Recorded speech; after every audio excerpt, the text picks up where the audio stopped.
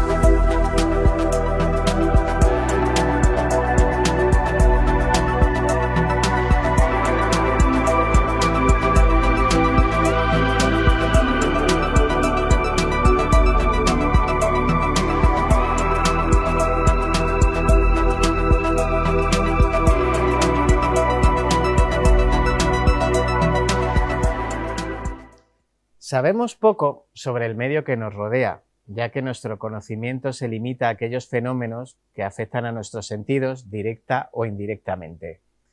No son mis palabras, aunque he de reconocer que me identifico bastante con ellas. Son palabras de Pierre y Marie Curie, físicos reconocidos por todos en el año 1902. Ambos participaron en las sesiones experimentales organizadas entre junio de 1905 y abril de 1906, que tenían como objetivo de estudio a la famosa médium napolitana Eusapia Palladino. Eusapia era una mujer carismática, pero de carácter muy voluble. Iba del llanto a la alegría, se enfurecía cuando la ofendían y se arrojaba sobre el regazo de los investigadores para intentar seducirlos. También, cierto es, era una tramposa redomada, muy dotada para la puesta en escena. Tanto más que hasta el más escéptico de los científicos fracasaría a la hora de desenmascararla. Así que vamos a conocer un poquito más a Eusapia Palladino. Hubo un tiempo no muy lejano, en el que la creencia en asuntos tan olvidados hoy día, como la telepatía, la visión o comunicación con espíritus, se hallaban como una fenomenología de lo invisible, que desafiaba de ser rechazada como producto de la superstición, y dio el salto al ámbito académico. Pierre Curie lo resume en una carta a su colega Louis Geroges Gouy. Hemos tenido una serie de sesiones con Eusapia Palladino en la Sociedad para la Investigación Psíquica. Ha sido muy interesante, y realmente, los fenómenos que vimos parecían inexplicables. Mesas levantadas de las cuatro patas, movimiento de objetos a distancia, manos que te pellizcan o te acarician, apariciones luminosas. Todo sin un posible cómplice. El único truco posible es aquello que podría resultar de una extraordinaria facilidad de la medium como ilusionista. Pero ¿cómo explicar los fenómenos cuando estamos a escasos metros y la luz es suficiente para que podamos ver todo lo que sucede? Días antes de que le sorprenda la muerte en 1906, volvería a escribirle entusiasmado. Estos fenómenos realmente existen y ya no me es posible dudarlo.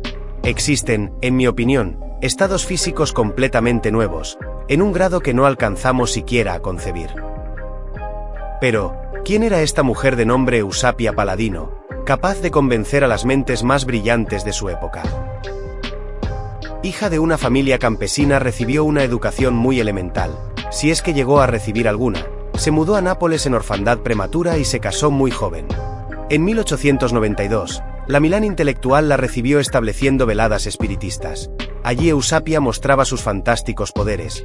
Ahí estaba la vida después de la muerte a través de las caras de los difuntos recuperadas en barro húmedo, esculturas fugaces como arte de aparición y prueba. Después llegó el turno de Varsovia, Cambridge, Viena y Múnich. En París la esperaba el matrimonio de Marie y Pierre Curie, que entre estudios cuánticos, vivía las sesiones de Eusapia como verdaderas experiencias científicas. Él, más que ella ciertamente. Nápoles la puso a prueba y un grupo de investigadores psíquicos se mostraron convencidos de sus habilidades, por lo menos durante un tiempo.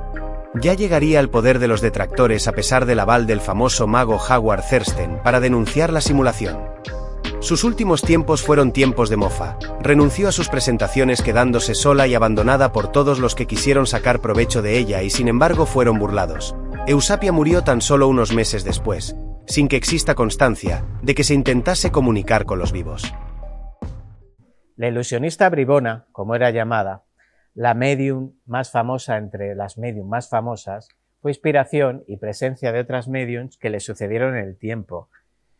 No es este un tema del que quiera dudar o burlarme, les confieso que, no sé ustedes, pero a mí este tema me da bastante miedo y respeto. No dudo pues, de que haya personas que crean tener o tengan, qué sé yo, esas capacidades de sentir espíritus, pero hasta que no lo vea y que les quede claro, no sé si quiero verlo, pues y mucho menos que se me aparezcan, pues no tengo una idea clara de si creer o no. Lo único que pido es que no se me aparezca Eusapia Paladino. Muy buenas. Bueno, pues este mes de marzo en Enigmas de la Historia vamos a contar con la colaboración de la editorial Esqueleto Negro. Estos 4 libros que veis aquí son de los 4 autores, de los 4 invitados que nos van a visitar. Yo os recomiendo que no os perdáis ninguno porque a cada cual la verdad es que es más interesante y que os metáis en la web de la editorial Esqueleto Negro porque tiene un catálogo de libros de suspense y terror que son realmente alucinantes. Así que con todo mi cariño yo os recomiendo estos 4 libros de estos fantásticos autores que vais a conocer este mes y cualquiera de los de la editorial. Ya os digo, meteros en Esqueleto Negro porque no os va a defraudar. Bueno, pues hoy en Enigmas de la Historia nos visita Arturo Panero, que es un escritor que tiene una obra, como podéis ver aquí, que yo creo que os va a sorprender, pero bueno, yo prefiero que os la cuente él, porque seguro que la cuenta bastante mejor. Arturo, bienvenido. ¿Qué tal? Muchas gracias, Roberto. Pues un placer tenerte aquí. Y aquí tenemos tu libro, me voy a quitar el pinganillo que me está estorbando, aquí tenemos tu libro, que si no te importa lo voy a ojear un poquito. Claro. Tiene pintaza, ¿eh? Tiene pintaza. Además la portada es súper evocadora, ¿eh? Sí, bueno, la portada justo la hizo un amigo que es diseñador gráfico, entonces sabía por dónde tenían que ir los tiros, ¿no? Coincide que es una historia pues, de Ouija, como se puede ver en la portada, que está basada un poco en el pueblo donde crecimos ambos. Son, digamos, salvando las distancias, que está basado en hechos reales, de unos chicos que nos sacan a nosotros 5 o 6 años, ¿no? Entonces él jugaba con la ventaja de que sabía que estaba contando y lo que quería para la portada, ¿no? Entonces yo creo que el resultado ¿Si puedes saber el pueblo? Sí, el pueblo es Pereña de la Ribera, es de las Arribes del Duero de Salamanca, que bueno, es famoso, quizá la gente que haga turismo, senderismo y estas cosas le suene por el Pozo de los Humos, que es una cascada que hay allí famosa, que sale también en el libro, por supuesto, y bueno, está basado un poco en la zona, ¿no? Donde se desarrollan los hechos es en el pueblo, en el propio Pereña, pero bueno, toca un poco toda la zona, que yo creo que también es un poco novela costumbrista, además de novela de terror, ¿no? Cuéntanos un poquito de la sinopsis, sin contarnos mucho, que la gente lo tiene que comprar y lo tiene que leer. Yo creo que sí, yo creo que es la idea, ¿no? Bueno, la sinopsis se narra muy sencillamente, ¿no? Es simplemente un grupo de amigos que pasan el verano en el pueblo. Creo que es uno de los puntos fuertes del libro, es que todas las personas que hayan tenido pueblo, que hayan pasado su infancia, adolescencia en un pueblo pequeñito como este de las Arribes, se va a sentir muy identificado, porque lo que cuenta es las peripecias del grupo de amigos. Lo que pasa que en concreto este grupo de amigos, pues bueno, empiezan a juguetear con ese nefasto juego que es la Ouija, y bueno, pues narra un poco las vivencias un poco paranormales o preternaturales que le suceden. Fíjate, yo que soy de pueblo también, de pueblo con mucha naturaleza, es verdad que nos daba todas esas curiosidades, esas aventuras, ¿verdad?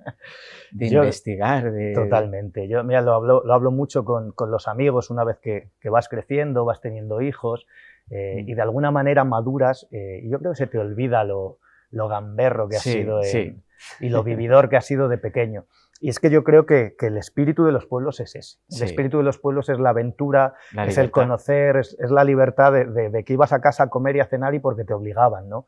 Pasabas el día en la calle, pasabas el día metiéndote pues, en casas abandonadas y bueno, y sí que es verdad que hubo un boom en aquella época con todo el tema este de las psicofonías, la Ouija, que bueno, que puede dar un poco de repelús, puede resultar espeluznante, pero es lo que hacíamos, yo creo que lo hemos hecho todos. Hablamos de los 90, sí, ¿no? Al final está ambientada en los 90 y es mi generación también, Y es que era lo que nos dedicábamos a hacer. Sí, sí, totalmente, porque efectivamente nos dedicábamos porque era nuestro trabajo. Claro. En aquel momento era nuestro trabajo porque yo creo que el ser joven ha cambiado, según el paradigma de ser joven ha cambiado, ¿no? Muchísimo. Y en aquellos tiempos en los que pues, no había móviles, no había consolas, lo que hacías era estar en la calle. Y yo creo que las amistades más profundas, más fuertes, como mínimo las más idealizadas que tienes son de esa época. Los que tenemos pueblo también pasamos mucho tiempo, porque aunque pasabas, al final eran 2 meses en verano, a lo mejor 15 días en Semana Santa y poco más, es que estabas todo el día con esa gente, todo el día. Todo el día. Entonces, este es un libro que también yo creo que habla de eso, de la amistad, habla sobre todo de eso, de esas relaciones que se forjaban en aquella época. ¿Qué influencias tienes? Por lo que estamos hablando, son muy similares en este sentido, yo creo, a las mías. Nuestra juventud era muy los Goonies, muy Cuenta conmigo, era ese tipo de amistad, ¿verdad? Que era una hermandad. Claro, fíjate nosotros. Que es inevitable, aunque pretendes siempre apartarte de lo que has mamado. Los Goonies es una película que yo creo que todas nuestras generaciones la hemos machacado, ¿no? A lo mejor en otro ámbito, Cuenta conmigo, por supuesto, también me iba a Jóvenes ocultos, la película esta típica de vampiros. Ya son más mayores, ¿no? Pero también hay una relación entre los hermanos pequeños y el mayor, que también está muy presente, yo creo, en toda esta literatura. Entonces sí, todo eso que has mamado al final está ahí. No puedo dejar de nombrar It, la novela de Stephen King, ¿no? El Club de los Perdedores. De hecho, diría que sin quererlo muchas veces, según escribía la novela, recordaba frases de Stephen King, ¿no? Claro. Y siempre intentas echarlas para atrás, ¿no? Y decir, no. Bueno, es el maestro del terror, tampoco es mala influencia. Sí que es verdad que fíjate que aunque sí que toco digamos, ese aura que decimos de esas novelas en los que hay esas relaciones entre adolescentes, yo siempre he tirado por estilo un poco a la novela gótica. Siempre me ha gustado más, ¿no? Autores más clásicos, la forma de expresarse, la forma de tratar el contexto, ¿no? Entonces yo creo que es una mezcla de ambas, o eso es lo que he pretendido, ¿no? Sí, porque al final nosotros creamos como esas imágenes en nuestra cabeza, esos paisajes que vemos a la hora de escribir, y claro, las influencias perdón, te van induciendo sin que tú te das cuenta. Y esos son los paisajes que tú tienes en tu cerebro. Pero también son confusos con los de tu infancia, porque tú creías vivir esas aventuras cuando eras pequeño. Y a lo mejor estabas haciendo cosas normales y corrientes, pero a ti te parecía lo más maravilloso y lo más aventurero posible. Yo creo que en la adolescencia y la infancia lo vives todo más intensamente, ¿no? Luego, dependiendo de cómo es tu personalidad, vas a interpretar, bueno, como en la vida adulta, ¿no? Pero con esa intensidad mayor. Yo reconozco que yo era un niño muy asustadizo. Fíjate que ahora todo lo contrario, ¿no? Es complicado que algo me dé miedo. Aprovecho para meter la típica frase, ¿no? Que siempre te dicen es que esta novela de terror no es buena porque no me ha dado miedo. Y yo me quedo siempre pensando, diciendo, a mí ninguna me ha dado miedo. Claro. Y me encanta el terror, ¿no? Entonces yo creo que no es una buena vara de medir esa. Sin embargo, de pequeño yo creo el cómo vives todo eso sí hace para como tú dices, cómo interpretas y cómo das forma al final a todas esas vivencias. Y para mí lo que me encaja mejor es toda esa atmósfera gótica, ¿no? Todo el terror sugerido. ¿Estoy realmente viendo algo sobrenatural o es explicable? ¿Es una aparición o no? ¿O es un juego de sombras? Entonces, todo ese aura que vendían un poco en aquella época, en la época victoriana, yo creo que le viene genial a este tipo de novelas. Podría venirle genial cualquier otra, ¿no? Pero bueno, es un poco por donde he tirado. No, pero son unas influencias súper interesantes. Al final, ¿qué es el terror en sí? ¿A qué estados debe inducirte? El terror al final tiene muchos estados, de inquietud, de pánico, no tiene que ser de sustos, como decían antes las películas de sustos, no tiene que ser de sustos constantes, sino también de un suspense que te mantenga alerta cuando estás leyendo, al final. Yo fíjate que además cuando me preguntan, ¿da mucho miedo el libro? Yo siempre digo que no, porque por lo que hablamos, ¿no? Aunque luego ha habido gente que me ha dicho, joder, macho, cuando lo leía luego no podía parar de mirar el pasillo, ¿no? Hacia la oscuridad. Bueno, yo creo que depende de cada uno, ¿no? El miedo es muy subjetivo. El miedo es muy subjetivo. ¿A qué tiene miedo cada uno? Totalmente, claro, efectivamente. Y la temática en sí, ¿no? Yo reconozco que de pequeño lo que más pavor me daba era todo el tema de las posesiones, los espíritus, ¿no? Entiendo que hay alguien que no, entonces es también muy, muy subjetivo. Y luego yo siempre digo que aquí dentro, además de terror, hay mucha nostalgia. Es decir, ya no solo por lo que hablamos de la juventud, sino porque es lo que pide la novela gótica, ¿no? Esa decadencia, ese aura nostálgico bueno, pues un poco luctuoso, de pena, que yo creo que es el terror que a mí me gusta, ¿no? Entonces, no digo con eso que no me guste otro tipo de terror y que pueda funcionar, y de hecho seguramente funcione más, ¿no? Pero bueno, es el estilo que yo busco, ¿no? Entonces, además, el terror gótico, yo recuerdo muchas publicaciones de los 70 y primeros de los 80, que las he leído de mayor, que no soy tan mayor, soy mayor pero no tanto, y tenían ese estilo gótico muy elegante, porque es muy elegante a la hora de describir las situaciones. Bueno, también hay mucho relato de Edgar Allan Poe que va por ese corte, y a mí me chifla Edgar Allan Poe, y va por ese corte y te pueden decir, ¿Edgar Allan Poe da miedo? Claro, pues en su época sí, ahora yo te diría que no. Claro, depende. ¿No? También depende de tus vivencias y de lo que tú tengas dentro que te provoque miedo. Y yo creo que fíjate que en la literatura, igual que en el cine y todo, estamos también muy condicionados por las modas. Sí, es decir, a lo mejor ahora están muy de moda esas películas de sustos, ¿no? Quizá a lo mejor porque son más baratas de hacer también, pero es lo que vende más, ¿no? Y en la literatura, que queramos que no, también hay un estilo, ¿no? Se lleva ahora mucho, por ejemplo, los giros de guión, se llevan una serie de cosas que a lo mejor no cuadran con ese espíritu de la novela gótica, que prácticamente, como digo yo, muchos relatos consistían en cuidado que a lo mejor esto es un espectro. Claro. Y simplemente el relato era efectivamente es un espectro, ¿no? Entonces, es un estilo que te tiene que gustar, ¿no? Claro, pero es bonito. Es más inquietud en las situaciones que en los desenlaces. Claro, totalmente. Yo creo que es un poco eso, es el romanticismo hecho terror, ¿no? Para mí es la evolución lógica de cómo el siguiente paso que tenía que dar el terror, ¿no? Lo inició Poe, yo creo, como tú dices, pero claro, podríamos hablar de Vernon Lee, de Mary Shelley, de Bram Stoker, de un montón de autores que cogieron ese testigo y que lo que hicieron fue un terror pues muy nostálgico y que yo es con el que he crecido y es el que luego me ha encantado y es el que me ha empapado un poco como escritor y como aficionado. Me parece maravilloso. Bueno, ¿y de dónde viene Arturo Panero? ¿De dónde viene el escritor?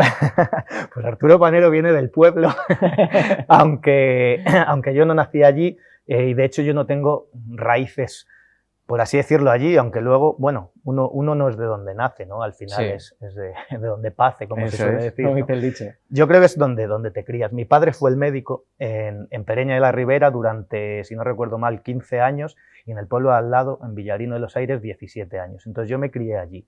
Entonces yo te diría que vengo de allí. Es donde me he criado, es donde tengo mis raíces, no de sangre, pero como te digo, sí educacionales.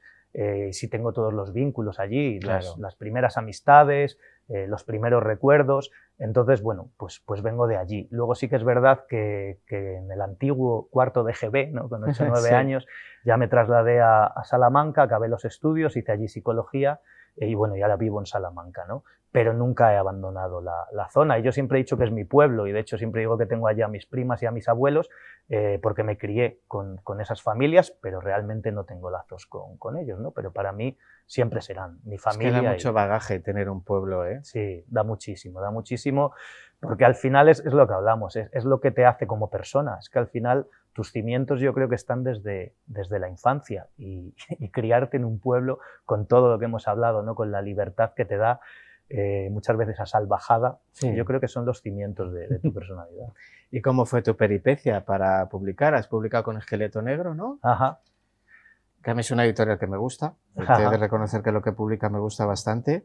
¿Cómo fue tu peripecia para publicar con ellos? Hombre, Esqueleto Negro, lo primero que hay que decir es que es una editorial que apuesta por el terror totalmente, ¿no? En todas sus vertientes, pero además creo que José Antonio, quien lleva la editorial, es una persona muy seria, que lee todo lo que le llega con mucho cariño y que apuesta por aquello que realmente él cree que es una buena historia, ¿no?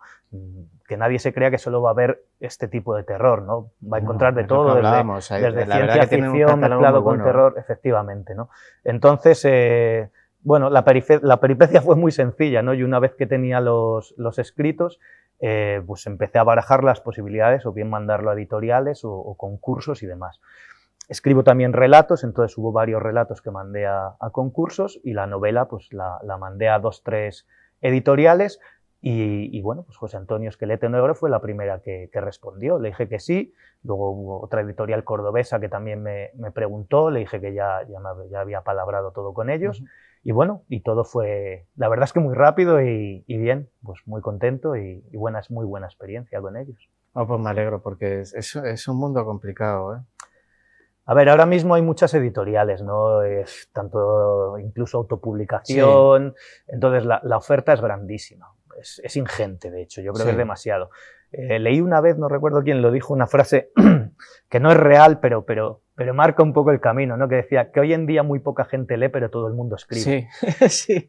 Bueno, total. Entonces sí que es verdad que es complicado, ¿no? Entonces, al final, con dar con una editorial que apueste por ti en el sentido de cuidar el producto, es lo más ya importante. Tienes un mundo, ¿no? Entonces, por lo menos sabes que es gente que le pone interés, le pone cariño y luego, claro, puede llegar hasta donde se puede llegar, pero es que hoy en día es un mundo muy difícil, porque sí. Es un mundo muy difícil. La gente se cree que te publican un libro y ya eres rico. No sé cuántos autores vivirán en España de escribir, pero yo creo que se pueden contar con los dedos de una mano. Vamos, algún día haremos un estudio. Pero vamos, muy pocos, muy pocos.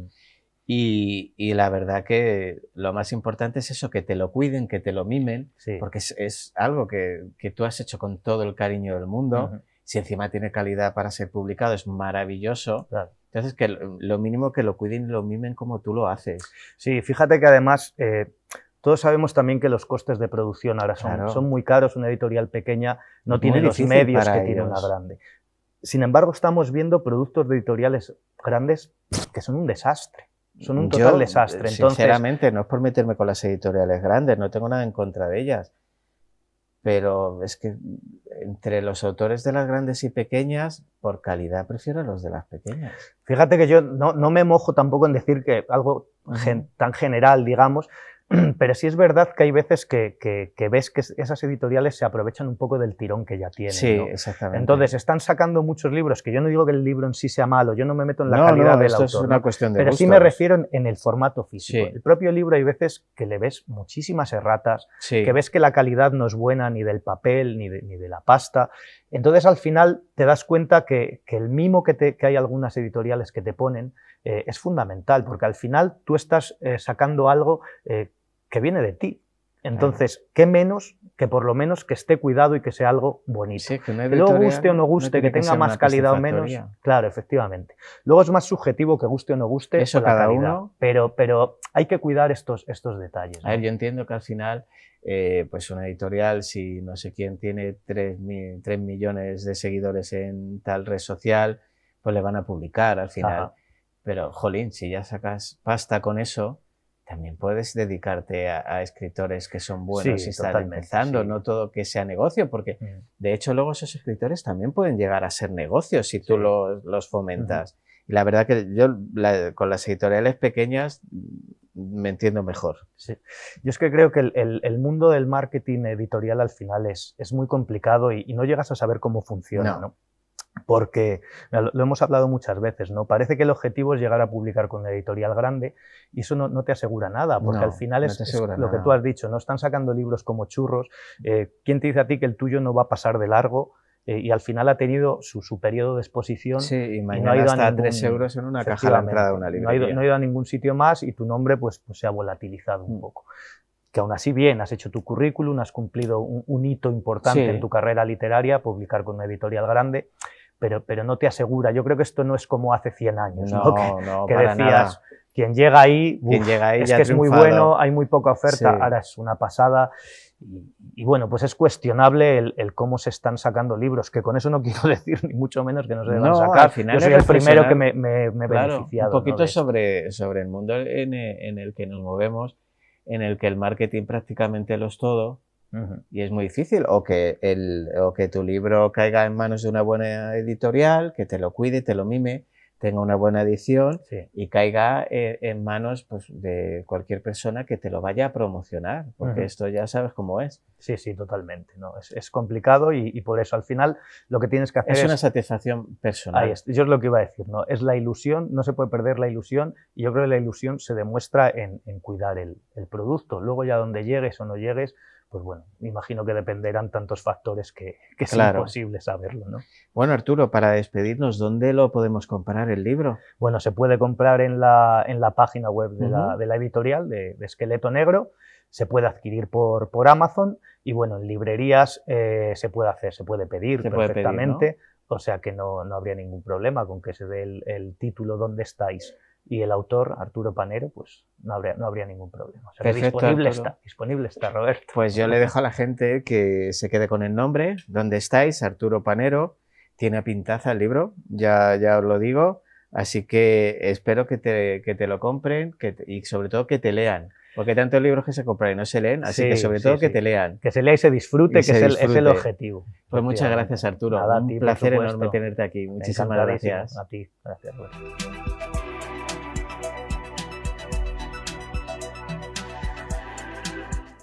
Muy buenas. Bueno, pues este mes de marzo en Enigmas de la Historia vamos a contar con la colaboración de la editorial Esqueleto Negro. Estos 4 libros que veis aquí son de los 4 autores, de los 4 invitados que nos van a visitar. Yo os recomiendo que no os perdáis ninguno porque a cada cual la verdad es que es más interesante.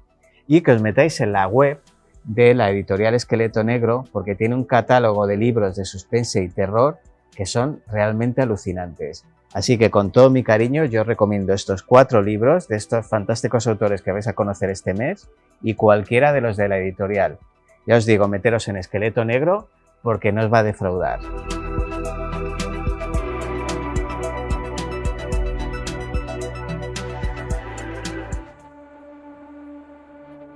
Hola a todos. Bienvenidos a este rincón mágico donde a través de cuentos exploraremos la historia y los misterios que se esconden en sus pliegues desde nuestra ventana. Hoy, nuestro viaje nos lleva a un rincón del vasto océano Atlántico, donde las olas susurran secretos y el viento acaricia las costas. Aquí se extiende un archipiélago de belleza sublime, las Islas Canarias. Pero entre sus 7 islas conocidas, hay un enigma que ha fascinado a navegantes y soñadores durante siglos. La isla fantasma de San Borondón. Prepárense para dejarse llevar por la magia y el misterio de esta legendaria isla, donde lo tangible y lo etéreo se entrelazan en un baile eterno. La leyenda de San Borondón es tan antigua como las olas que rompen en las rocosas costas canarias. Se dice que esta isla es un lugar donde lo tangible y lo etéreo se entrelazan, apareciendo y desapareciendo a capricho, como un espejismo en el horizonte. Algunos afirman haberla avistado en días claros, mientras que otros juran haber pisado su suelo misterioso. Pero la verdad, como suele suceder en las historias más cautivadoras, depende de quién la cuente. En mapas antiguos, la isla de San Borondón está trazada con precisión, como una promesa de aventura. Se sugería que se encontraba a unos 550 kilómetros al oeste del archipiélago, flotando entre el Hierro y La Palma, aunque muchos testigos aseguraban que su sombra se dibujaba más cerca de La Gomera. Con 480 kilómetros de largo y 155 de ancho, su forma era la de un corazón con 2 crestas montañosas que se alzaban majestuosamente, cubiertas de una vegetación exuberante y envueltas en una niebla perpetua que la hacía casi inalcanzable.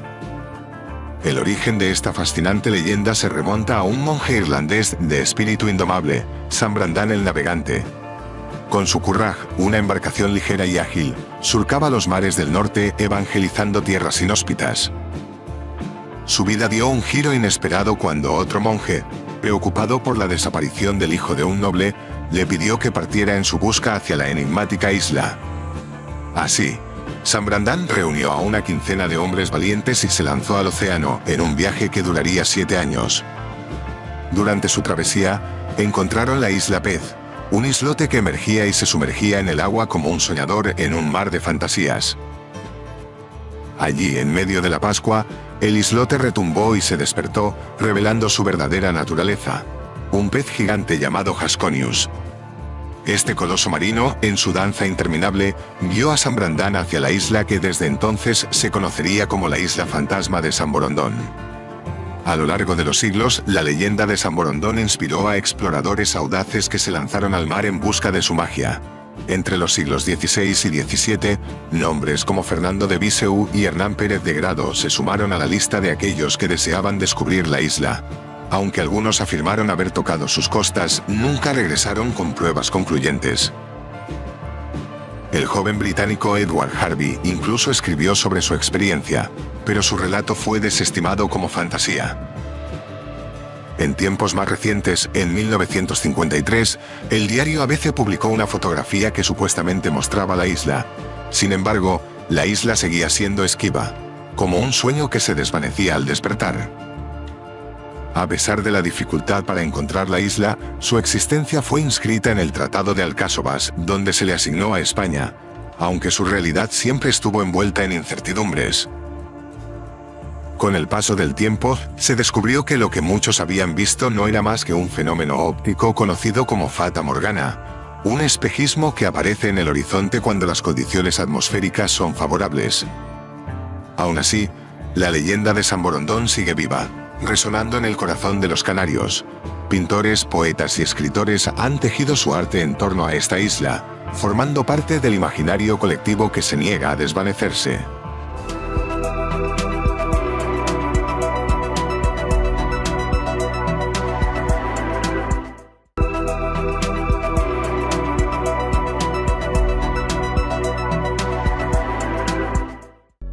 ¿Qué pasaría si el amor de tu vida fuera borrado de tu memoria por una poción mágica? ¿Qué harías si descubrieras que has sido traicionado por tu mejor amigo y tu esposa? ¿Qué precio estarías dispuesto a pagar por la venganza? Sigfrido y Gudrun son dos héroes que se ven envueltos en una trama de amor, traición y venganza, que los lleva a la destrucción y la desgracia. Su destino está entrelazado con el de los dioses y el de un anillo maldito que otorga el poder y la riqueza, pero que también lleva una maldición. Una historia llena de pasión y crueldad que nos mostrará lo mejor y lo peor del ser humano. Érase, una vez, en los tiempos antiguos, un valiente guerrero llamado Sigfrido que nació de una estirpe de héroes. Su padre, Sigmund, era el rey de los volsungos y su madre, Hjordis, era la hija de un rey rival. Ambos murieron cuando Sigfrido era un niño, dejándolo al cuidado de un noble llamado Albise. Sigfrido creció con un espíritu indomable, una fuerza prodigiosa y una gran belleza. Su destino estaba entrelazado con el de los dioses y las tragedias más desgarradoras. Un día, Sigfrido conoció a un astuto herrero llamado Regin, que le contó la historia de su familia. Regin era el hermano de Fafnir, un poderoso dragón que custodiaba un tesoro mágico que había sido robado a los Nibelungos, un pueblo de enanos. El tesoro contenía el anillo de los Nibelungos, una joya que otorgaba el poder y la riqueza a quien lo poseyera, pero que también llevaba una maldición. Regin le dijo a Sigfrido que él era el único capaz de matar a Fafnir y reclamar el tesoro, y que así podría convertirse en el rey de todos los reinos. Sigfrido, que no temía a nada, aceptó el desafío. Regin le forjó una espada invencible llamada Gram, que había pertenecido a su padre y que había sido rota por el dios Odín. Sigfrido se dirigió al lugar donde vivía el dragón, una cueva rodeada de veneno. Siguiendo el consejo de un pájaro, Sigfrido cavó un hoyo bajo el camino del dragón y se escondió en él. Cuando Fafnir pasó por encima, Sigfrido le clavó la espada en el corazón y lo mató. Luego, Sigfrido se bañó en la sangre del dragón, lo que le dio la piel dura como el acero y la capacidad de entender el lenguaje de los animales. Sin embargo, una hoja de tilo se le pegó en la espalda, dejando un punto vulnerable. Regin, que había estado esperando, le pidió a Sigfrido que le diera el corazón del dragón para comérselo. Sigfrido se lo cortó y lo asó en el fuego. Al probarlo, Sigfrido entendió lo que decían los pájaros, que le advertían que Regin planeaba matarlo para quedarse con el tesoro. Sigfrido entonces mató a Regin y se apoderó del tesoro, incluyendo el anillo de los Nibelungos. Sigfrido no sabía que ese anillo traería consigo una tragedia inimaginable. Después de su hazaña heroica, Sigfrido siguió su camino, buscando nuevas aventuras. En su viaje, se encontró con un anciano, que resultó ser el dios Odín disfrazado. Odín le habló de una valquiria llamada Brynhild, que había sido castigada por desobedecer sus órdenes y que dormía en una montaña rodeada de fuego, esperando a que un héroe la despertara y la desposara. Sigfrido, que se sintió atraído por la historia, se dirigió a la montaña y atravesó el fuego con su caballo. Allí encontró a Brynhild, que era la mujer más hermosa que había visto. La despertó con un beso y le juró amor eterno. Brynhild le dio el anillo de los Nibelungos como símbolo de su compromiso y le enseñó los secretos de la magia y el destino. Sin embargo, el destino tenía otros planes para ellos. Odín, que quería separarlos, hizo que Sigfrido olvidara a Brynhild y lo envió al reino de los Gibichungos, donde reinaba el rey Gunther. Allí, Sigfrido conoció a Gudrun, la hermosa hija de Gunther, que se enamoró de él. Gudrun le dio a Sigfrido una poción de olvido, que borró de su mente todo recuerdo de Brynhild. Sigfrido entonces se casó con Gudrun y se convirtió en el amigo y hermano de sangre de Gunther, pero el destino no había terminado con ellos. Gunther, que anhelaba conquistar a Brynhild, le pidió a Sigfrido que lo ayudara, usando su magia para cambiar de forma. Sigfrido, que no recordaba a Brynhild, aceptó. Se disfrazó de Gunther y volvió a atravesar el fuego de la montaña. Allí se encontró con Brynhild, que lo reconoció, pero no pudo resistirse a su poder. Sigfrido la forzó a casarse con él y le quitó el anillo de los Nibelungos. Luego la llevó al reino de los Gibichungos y se la entregó a Gunther, que se casó con ella. Sin embargo, la verdad siempre encuentra su camino hacia la superficie. Gudrun, la esposa de Sigfrido, no pudo resistir la tentación de burlarse de Brynhild al verla luciendo el anillo de los Nibelungos. Le reveló la farsa y le contó que Sigfrido había sido el que la había conquistado y que ella era su verdadera esposa. Brynhild, al enterarse, se llenó de ira y dolor. En su furia descontrolada, exigió que Gunther y su hermano Hagen mataran a Sigfrido para vengarse de su traición. Gunther, que temía perder el tesoro de los Nibelungos, accedió. Hagen, que sabía el punto débil de Sigfrido, lo apuñaló por la espalda mientras cazaba en el bosque, donde murió sin recordar a su verdadero amor. Brynhild, al ver el cadáver de Sigfrido, se arrepintió de su venganza. Se dio cuenta de que Sigfrido había sido engañado por la magia y que él nunca había dejado de amarla. Decidió poner fin a su propia vida y se arrojó a la pira funeraria de Sigfrido, consumida por las llamas de la desesperación. Así, los dos amantes se reunieron en la muerte y sus almas volaron juntas al Valhalla. Gudrun, consumida por el dolor y la sed de venganza, buscó refugio en el reino de los hunos, donde se casó con el rey Atli, que era el hermano de Brynhild. Con su astucia retorcida, le pidió a Atli que invitara a Gunther y Hagen a su palacio para celebrar una fiesta. Su verdadero plan era matarlos, como retribución por la muerte de Sigfrido. Atli, que también codiciaba el tesoro de los Nibelungos, aceptó. Gunther y Hagen, que desconfiaban de la invitación, escondieron el tesoro en el fondo de un río y acudieron al palacio de Atli. Allí fueron atacados por los hunos y se desató una gran batalla.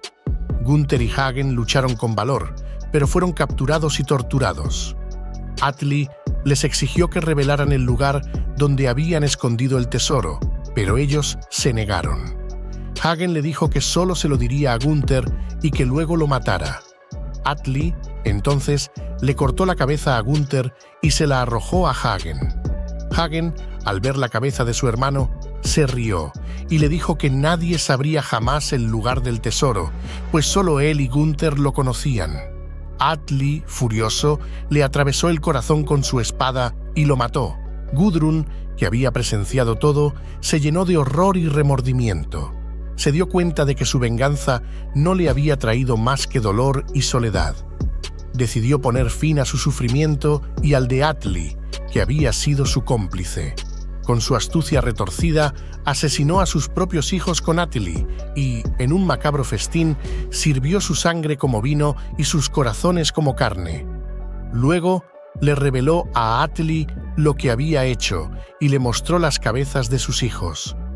Atli, horrorizado, intentó matarla, pero ella fue más rápida y le clavó un puñal en el pecho. Luego, Gudrun incendió el palacio donde se encontraban, condenando a todos a una muerte infernal.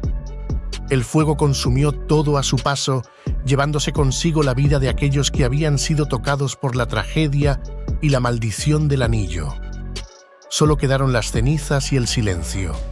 Así terminó la historia de Sigfrido y Gudrun, una historia de amor, traición y venganza que dejó un rastro de destrucción y desolación.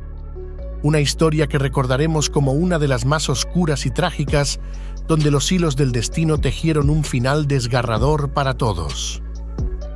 Vamos a hablar ahora de un tema que a mí me chifla, los viajes en el tiempo.